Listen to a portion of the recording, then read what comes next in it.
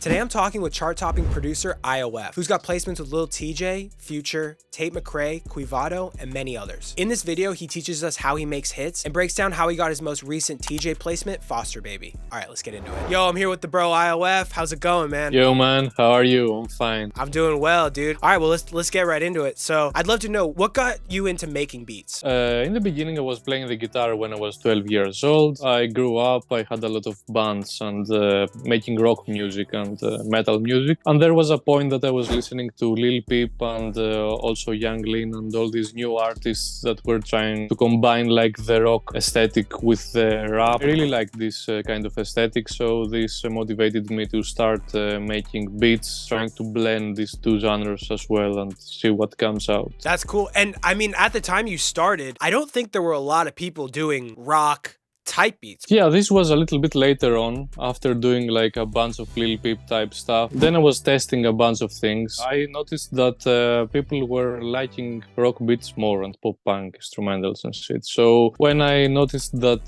these were getting more traffic and more attention from people, I was like, okay, let's see how this goes. So yeah, it was a little bit weird because, you know, you don't hear anyone talking about pop punk type beats, for example. It worked really nice for me in the long run. And I've always been curious about this. Is there more time that's going into the rock beat versus like a trap beat? Yeah, I mean, a rock beat will probably take you 10 times more than a trap beat or even more. How long does it take you for just like an average pop punk beat? How many hours would you say it takes you to make it? The minimum would be like 4 hours, 3 hours. It can be faster when I am in a session. I can make a beat a lot faster, but if it is for one of my uploads on my YouTube that I need everything to be detailed, like have some drum fills, have detailed mixing and everything, a fast one will take like 3 to 6 hours. But if I'm working on a very detailed one, it can take like 20 hours, I don't know. That's crazy. How did it happen that you ended up going full-time making music? It was when I was in the university back in the day. It was a point that I didn't really like what I was studying. So I was like, now I need to make money off music. Doing a lot of mixing for artists. Also then they started buying my beats. But the breaking point was when I released like a pack with Splice, a royalty-free pack. I started making some good money for living in Greece. Also, my beats started getting more sales. This was like 7 years ago. It really peaked when I started my YouTube channel. It seems like Splice was really big, especially from the melodic stuff, but then a lot of people were getting huge placements. And I know you've gotten big songs that were using your Splice packs. Is this something that, you know, in terms of not being able to be compensated on the back end, was it just good at the time because you got exposure? If you don't have any connections, I guess it's good to make a Splice pack because there are two options. You're either getting no song or you're getting a song that you're not getting paid, so it's better to get a song. So yeah, you can use it for your exposure if you don't have anything. And what was it like growing up in Greece, like, and then now doing music professionally? Are there a lot of people who are doing music professionally like you're doing around you? A lot of my friends are making music for fun, but in general, Greece is not the best place in the world to be an artist. Royalties are not paying a lot, like Spotify rates are low. Greece has like a 10 million population, so I don't think that you can have like enough audience to make like a comfortable living. And especially if you're a producer, it's a no-go. So what was your first big placement and how did that come about? I think probably the Tate McRae one. It was through my YouTube channel. K Busy and Kyle Stemberger found one of my acoustic type instrumentals, and I think they used it as a guitar loop. I think they re-recorded it and they made a beat on top of it. And the good thing is that we negotiated in a way that I also kept like my YouTube beat, and they used the loop that was re-recorded on the song. Do you have like a desert island plugin or a go-to amp simulators or anything that you recommend? Yeah, definitely. For guitar, the Neural DSP stuff are very, very good. And the Pliny plugin is really good for cleans. For distorted tones, sometimes I use the 14 Kali. What's one piece of advice you'd give to an up-and-coming producer? The thing is to be consistent. You need to like what you're doing. It's good to find and work in a genre that you really like working on. No, that's a really good tip, because I agree with you. I'll have people that reach out to me like, yo, what type of beat should I make? I'm like, yo, I can't tell you. Most of the people I'm talking to, like yourself, have a lot of experience in the industry, but you're very successful on beat licensing and the YouTube. Do you have any tips for producers that are selling beats online? Be consistent.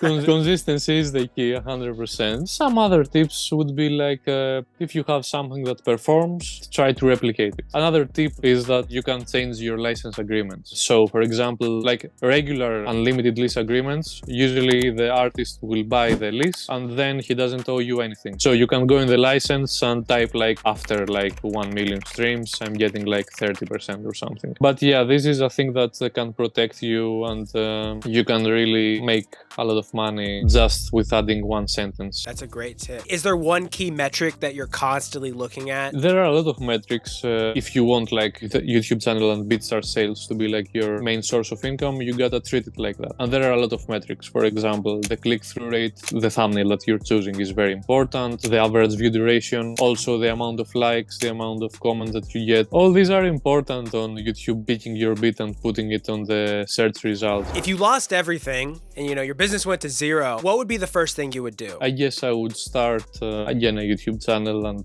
do whatever I can to make it grow. Would you keep the same genre of beats? Or right now, if I didn't have anything, I would just start a YouTube channel and do exactly what I'm doing right now. I remember, even before we knew each other, I would look up to producers like yourself. They're having, success with massive artists like a Tate McRae, major label artist, but then also having your own independent business selling beats. Are they at a similar level, getting placements and getting production fees versus selling beats?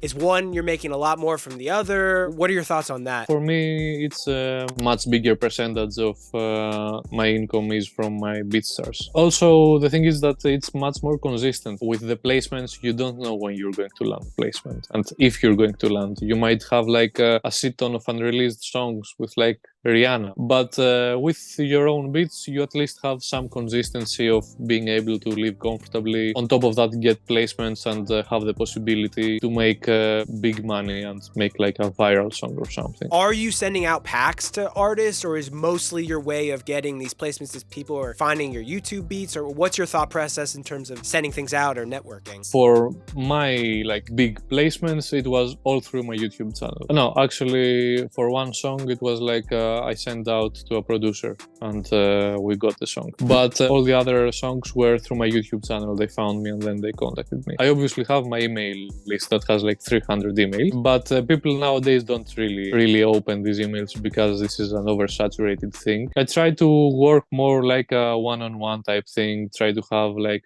build a real relationship with the other person. So I try to work with artists. I have been working with some artists in Germany, like in the USA as well, but I'm not really stressing in like getting a little baby placement.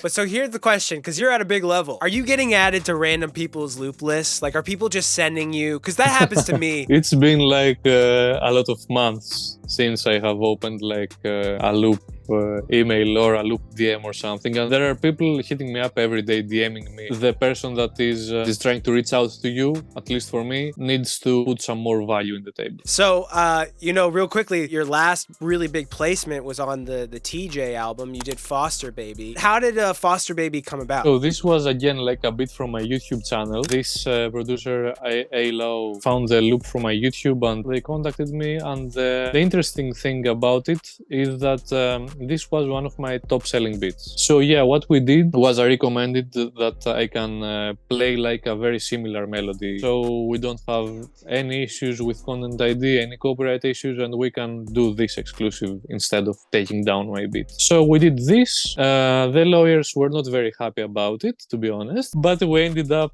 coming to an agreement with this song, and I think everyone is happy right now. This is one thing I've always been curious about. No situation in the music industry is ever the same. How are you making those decisions of like, I can't sell this, it just financially doesn't make sense? Is there something that you're looking at to make a decision whether to sell an exclusive or not? Usually I will go to my BeatStars, go to the sales, and see how much money this beat has made like all the time. When it's a beat that is not getting too many sales or not getting too many views, I will try to work with it. I mean, if it's a big artist, of course. Like, yeah, if you have a beat that is popping on YouTube, sell it only if it's Justin Bieber or something, and if there is no other choice. Last question, because I have you here. If you're selling in an exclusive, are you going to retain your publishing, your master royalties? Like, how are you handling those things along with the fee? For each situation, it depends. Like for me, like the classic type of exclusive is like getting like an upfront fee, some of the master net song royalties, and publishing, of course. Like I have done some agreements with some artists that I get no royalties, like 0%, but I sell them non-exclusively,